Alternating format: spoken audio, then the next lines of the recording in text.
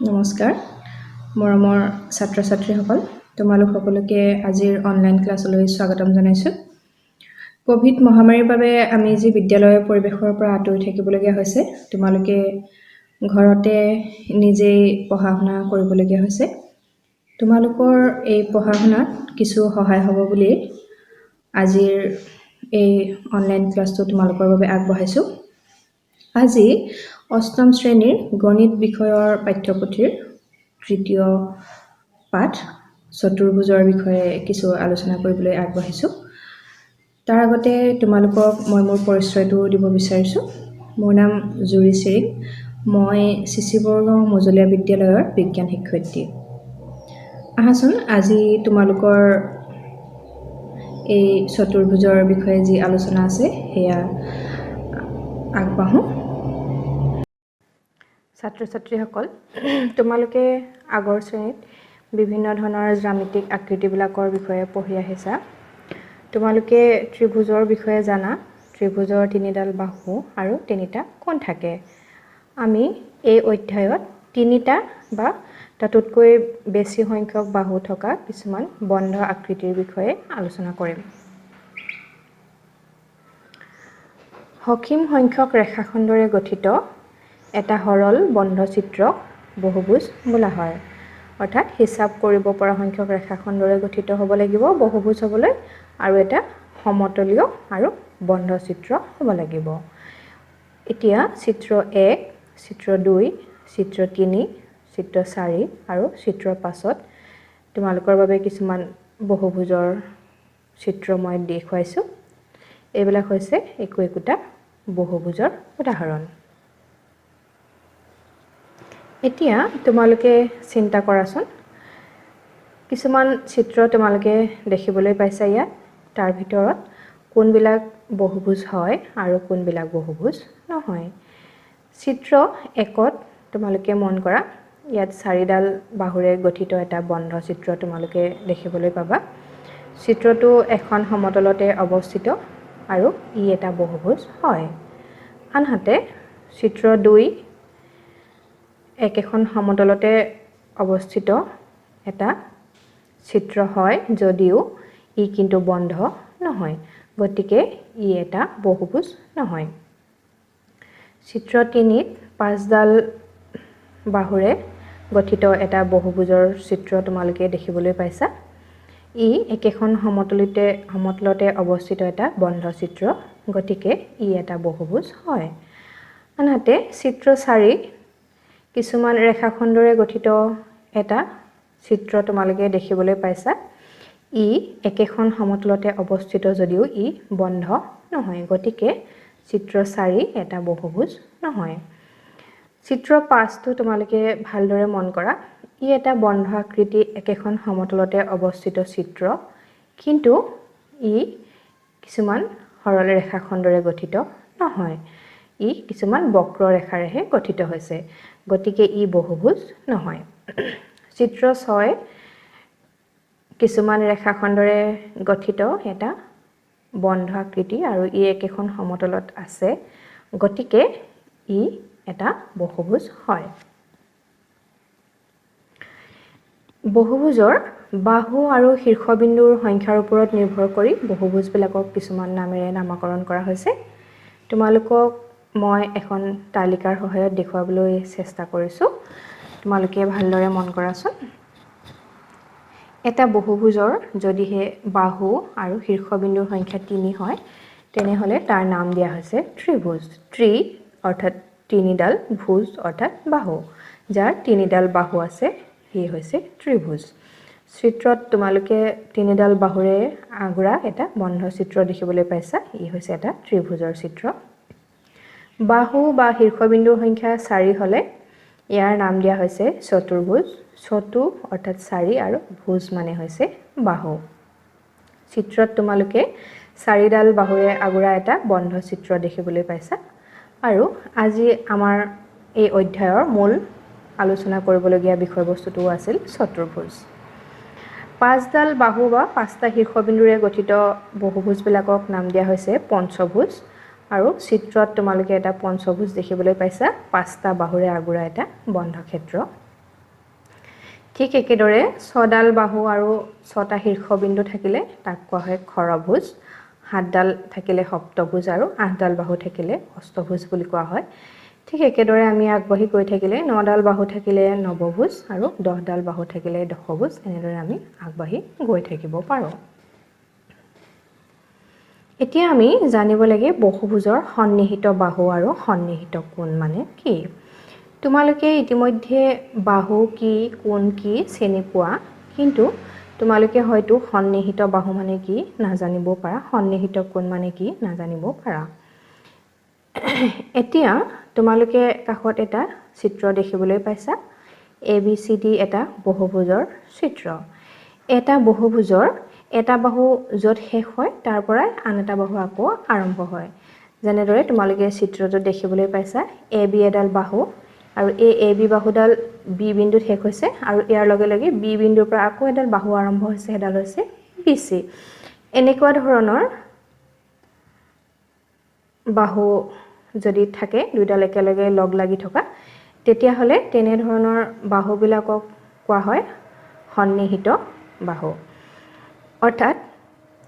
এটা উমৈহতীয়া কৌণিক বিন্দু থকা দুটা বাহু সন্নিহিত বাহু বুলি কোৱা হয় তোমালোকে এই চিত্ৰটো চালে দেখিবা AB আৰু BC সন্নিহিত বাহু ঠিক একেদৰে আৰু কিছুমান বাহু আছে সন্নিহিত বাহু BC আৰু CD আৰু DA আৰু AB এইবোৰ হৈছে সন্নিহিত বাহু এতিয়া আমি সন্নিহিত কোণৰ বিষয়ে আলোচনা কৰিম এটা বহুভুজৰ এটা বাহুৰ প্ৰান্তত থকা কোণবিলাককে সন্নিহিত কোণ বুলি কোৱা হয় এতিয়া ধৰি ললো এই বহুভুজটোত এডাল বাহু হৈছে AB আৰু ইয়াৰ দুইফালে দুটা কোণ আছে এটা হৈছে কোণ A আৰু এটা হৈছে কোণ B এনে ধৰণে দুটা কোণক যদি এডাল বাহুৱে সংলগ্ন কৰে তেনে ধৰণৰ কোণবিলাকক কোৱা হয় সন্নিহিত কোণ অৰ্থাৎ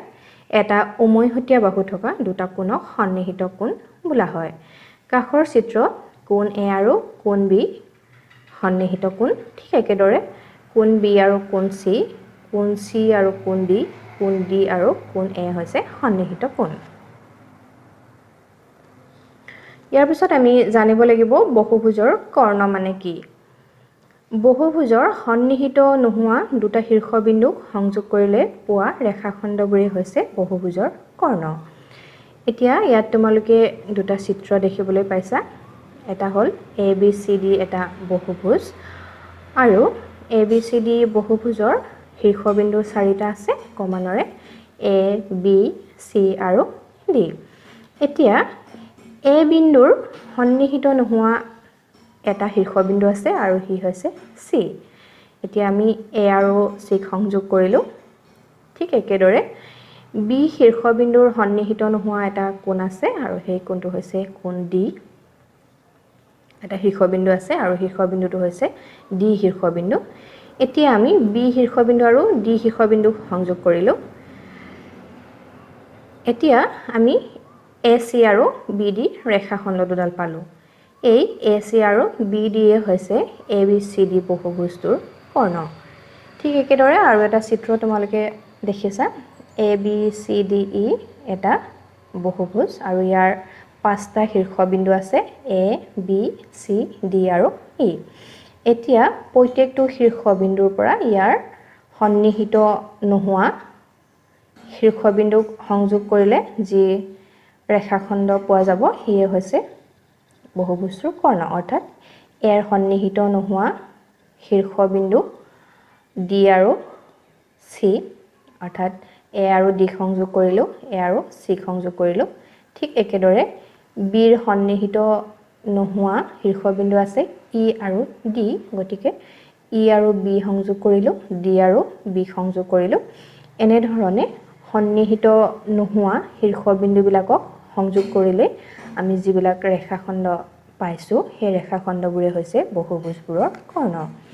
এতিয়া প্ৰথম বহুভুজটোত আমি দুডাল কৰ্ণ পাইছো ঠিক একেদৰে দ্বিতীয় বহুভুজটোত কেডাল কৰ্ণ আছে তোমালোকে হিসাব কৰি চাবাচোন এতিয়া আমি জানিব লাগিব বহুভুজৰ অন্তঃকোণ আৰু বহিকোণ মানে কি আমি সকলোৱে জানো ত্ৰিভুজৰ তিনিটা কোণ থাকে আৰু ই ত্ৰিভুজটোৰ ভিতৰৰ ফালে থাকে ঠিক একেদৰে আমি যদি এটা বহুভুজ অঙ্কন কৰোঁ তেনেহলে আমি দেখিবলৈ পাম যে বহুভুজটোৰ ভিতৰৰ ফালে কিছুমান কোণ আছে আমি এটা এ বি সি ডি বহুভুজ অঙ্কন কৰিলো আৰু ইয়াৰ ভিতৰৰ ফালে কোণ 1 কোণ 2 কোণ 3 আৰু কোণ 4 নামেৰে চাৰিটা কোণ পালো এনে ধৰণে বহুভুজটোৰ ভিতৰৰ ফালে যিকেইটা কোণ থাকে সেই কোণকেইটাকে অন্তঃকোণ বুলি কোৱা হয়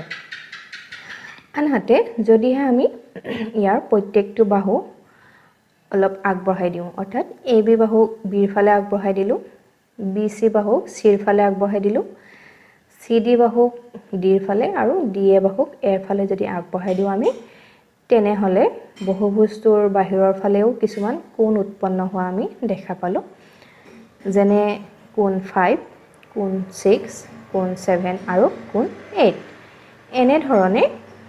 কোনো এটা বহুভুজৰ বাহুবোৰক বাহিৰৰ ফালে আগবঢ়াই দিলে যিবিলাক কোণ উৎপন্ন হয় এনে ধৰণৰ কোণবিলাককে বহুভুজৰ বৰ্হিকোণ বুলি কোৱা হয় অৰ্থাৎ ভিতৰৰ ফালে থকা কোণবিলাক হৈছে অন্তঃকোণ আৰু বাহিৰৰ ফালে থকা কোণবোৰ হৈছে বৰ্হিকোণ এতিয়া আমি উত্তল বহুভুজ আৰু অবতল বহুভুজ মানে কি বহুভুজবোৰক দুটা ভাগত প্ৰধানকৈ ভাগ কৰিছে এটা হৈছে উত্তল বহুভুজ আৰু আনটো হৈছে অবতল বহুভুজ এতিয়া ইয়াত তোমালোকে কিছুমান চিত্ৰ দেখিবলৈ পাইছা বাওঁফালে কিছুমান চিত্ৰ আছে আৰু সোঁফালে কিছুমান চিত্ৰ আছে বাওঁফালে থকা চিত্ৰবোৰ তোমালোকে মন কৰিলে দেখা পাবা যে ইয়াৰ এই বহুভুজবোৰৰ প্ৰত্যেকৰে অন্তঃকোণবিলাকৰ মান 180 ডিগ্ৰীতকৈ সৰু আনহাতে সোঁফালে থকা বহুভুজবিলাক তোমালোকে মন কৰিলে দেখা পাবা ইয়াৰ কমেও এটাকৈ কোণ অন্তঃকোণ 180 ডিগ্ৰীতকৈ ডাঙৰ আনহাতে তোমালোকে বহুভুজৰ কৰ্ণবিলাক মন কৰা বাওঁফালে থকা বহুভুজবিলাকৰ প্ৰত্যেকবোৰ কৰ্ণ বহুভুজটোৰ ভিতৰৰ ফালে আছে আনহাতে সোঁফালে থকা বহুভুজবোৰৰ কমেও এটাকৈ কৰ্ণ বহুভুজটোৰ বাহিৰৰ ফালে থাকে বাহিৰৰ ফালে আছে অৰ্থাৎ আমি ক'ব পাৰোঁ যি বহুভুজৰ প্ৰতিটো অন্তঃকোণৰ মান 180 ডিগ্ৰীতকৈ কম আৰু কৰ্ণবোৰ বহুভুজৰ ভিতৰৰ ফালে থাকে তেনে বহুভুজক উত্তল বহুভুজ বোলা হয় আৰু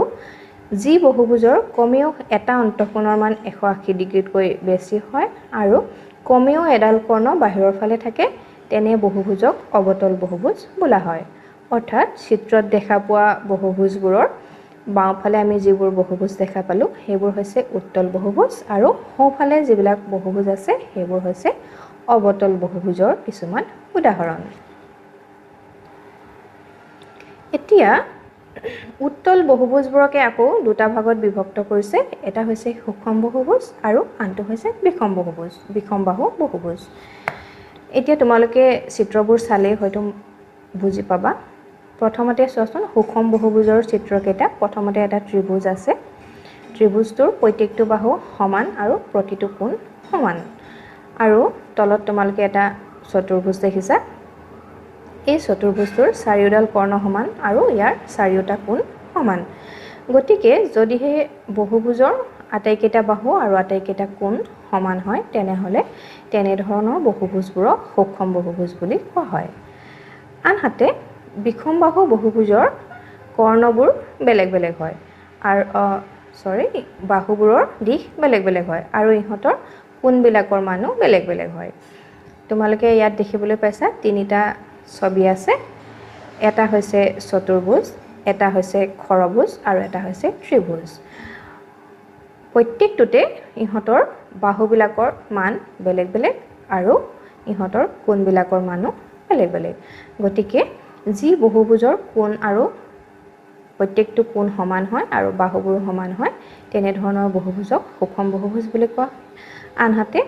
যিবিলাক বহুভুজৰ বাহুবিলাকৰ জোখ বেলেগ বেলেগ হয় আৰু ইহঁতৰ কোণবিলাকৰ মানো বেলেগ বেলেগ হয় তেনে বহুভুজক বিষমবাহু বহুভুজ বুলি কোৱা হয়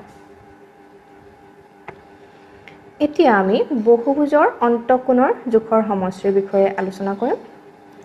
তোমালোকে আগতে জানা যে ত্ৰিভুজৰ তিনিটা অন্তঃকোণ থাকে আৰু এই তিনিটা অন্তঃকোণৰ সমষ্টি সদায় 180 ডিগ্ৰী হয় ঠিক তেনেদৰে আমি যিকোনো ধৰণৰ বহুভুজৰ অন্তঃকোণৰ সমষ্টিৰ উলিয়াব পাৰোঁ এতিয়া আমি প্ৰথমতে চতুৰ্ভুজৰ অন্তঃকোণৰ সমষ্টি নিৰ্ণয় কৰোঁ আহা আমি প্ৰথমতে এটা চতুৰ্ভুজ অঙ্কন কৰি লৈছো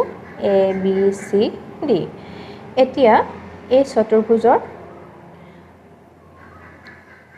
AC কৰ্ণডাল আমি অঙ্কন কৰিলো AC কৰ্ণয়ে চতুৰ্ভুজটোক দুটা ত্ৰিভুজত বিভক্ত কৰিছে আৰু ত্ৰিভুজ দুটা হৈছে ADC আৰু ABC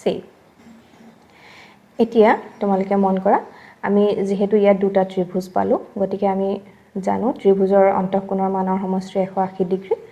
গতিকে দুটা 180 ডিগ্ৰী যোগ কৰিলে আমি এই চতুৰ্ভুজটোৰ অন্তঃকোণৰ সমষ্টি নিৰ্ণয় কৰিব পাৰিম এতিয়া তোমালোকে চোৱাচোন ইয়াত কি লিখা আছে ABCD চতুৰ্ভুজৰ AC কৰ্ণই চতুৰ্ভুজটোক দুটা ত্ৰিভুজ ADC আৰু ABC ভাগ কৰিছে এতেকে ABCD চতুৰ্ভুজৰ অন্তঃকোণৰ সমষ্টি সমান ত্ৰিভুজ ADCৰ অন্তঃকোণৰ সমষ্টি যোগ ত্ৰিভুজ ABCৰ অন্তঃকোণৰ সমষ্টি সমান 180 ডিগ্ৰী যোগ 180 ডিগ্ৰী সমান 360 ডিগ্ৰী অৰ্থাৎ এটা চতুৰ্ভুজৰ অন্তঃকোণৰ সমষ্টি হ'ব 360 ডিগ্ৰী ঠিক একেদৰে আমি পঞ্চভুজৰ অন্তঃকোণৰ সমষ্টি নিৰ্ণয় কৰিব পাৰোঁ এতিয়া আমি ইয়াত এটা পঞ্চভুজ অঙ্কন কৰি লৈছো তোমালোকে প্ৰথমে চিত্ৰটোলৈ মন কৰা A B C D আৰু C D E এটা পঞ্চভুজ আৰু আমি ইয়াৰ A বিন্দুৰ পৰা দুডাল কৰ্ণ অঙ্কন কৰিছো AC আৰু AD এতিয়া AC আৰু AD কৰ্ণই পঞ্চভুজটোক তিনিটা ত্ৰিভুজত বিভক্ত কৰিছে এতিয়া আমি জানো যে ত্ৰিভুজৰ আমি আগতেও কৈ আহিছো যে ত্ৰিভুজৰ তিনিটা অন্তঃকোণৰ সমষ্টি 180 ডিগ্ৰী গতিকে ইয়াত যেহেতু তিনিটা ত্ৰিভুজ আছে গতিকে পঞ্চভুজৰ অন্তঃকোণৰ সমষ্টি তিনিটা ত্ৰিভুজৰ অন্তঃকোণৰ সমষ্টিৰ যোগফলে হ'ব এতিয়া আমি চোৱা কি লিখা আছে ABCDE পঞ্চভুজৰ কৰ্ণ AC আৰু AD পঞ্চভুজটোক ত্ৰিভুজ AED ত্ৰিভুজ ADC আৰু ত্ৰিভুজ ABC বিভক্ত কৰিছে এতেকে ABCDE ৰ অন্তঃকোণৰ সমষ্টি সমান তিনিটা ত্ৰিভুজৰ অন্তঃকোণৰ সমষ্টি সমান 180 ডিগ্ৰী যোগ 180 ডিগ্ৰী যোগ 180 ডিগ্ৰী সমান 540 ডিগ্ৰী অৰ্থাৎ পঞ্চভুজ এটাৰ অন্তঃকোণৰ সমষ্টি হ'ব 540 ডিগ্ৰী ঠিক একেদৰে আমি খৰভুজ সপ্তভুজ অষ্টভুজ আদিৰ অন্তঃকোণৰ সমষ্টিও নিৰ্ণয় কৰিব পাৰোঁ এতিয়া এই বহুভুজ বিলাকৰ অন্তঃকোণৰ সমষ্টিৰ পৰা আমি এটা চানেকি তৈয়াৰ কৰোঁ আহাচোন তোমালোকক এখন তালিকাৰ সহায়ত মই দেখুৱাইছো ত্ৰিভুজৰ বাহুৰ সংখ্যা 3 আৰু অন্তঃকোণৰ সমষ্টি আমি জানো 180 ডিগ্ৰী গতিকে ইয়াৰ চানেকিটো প্ৰস্তুত কৰিলে আমি এনে ধৰণে বাহুৰ সংখ্যাৰ পৰা 2 বিয়োগ কৰি 180 ডিগ্ৰী যদি আমি পূৰণ কৰোঁ তেতিয়া হলে ইয়াৰ অন্তঃকোণৰ সমষ্টিটো ওলাব 180 ডিগ্ৰী ঠিক একেদৰে চতুৰ্ভুজৰ বাহুৰ সংখ্যা 4 আৰু ইয়াৰ অন্তঃকোণৰ সমষ্টি আমি অলপ আগতে নিৰ্ণয় কৰিলো 360 ডিগ্ৰী আৰু ইয়াৰ চানেকি আমি ত্ৰিভুজৰ দৰে যদি উলিয়াও তেতিয়া হলে বাহুৰ সংখ্যা 4 ৰ পৰা 2 বিয়োগ কৰি 180 ডিগ্ৰী আমি পূৰণ কৰিলে 360 ডিগ্ৰী পাম ঠিক একেদৰে পঞ্চভুজৰ 5ডাল বাহু আছে আৰু ইয়াৰ আমি অন্তঃকোণৰ সমষ্টি নিৰ্ণয় কৰিলো 540 ডিগ্ৰী ইয়াকো আমি চানেকি হিচাপত লিখিলে বাহুৰ সংখ্যা 5 আৰু ইয়াৰ পৰা 2 বিয়োগ কৰিলে 180 ডিগ্ৰী সমান 540 ডিগ্ৰী আমি পাম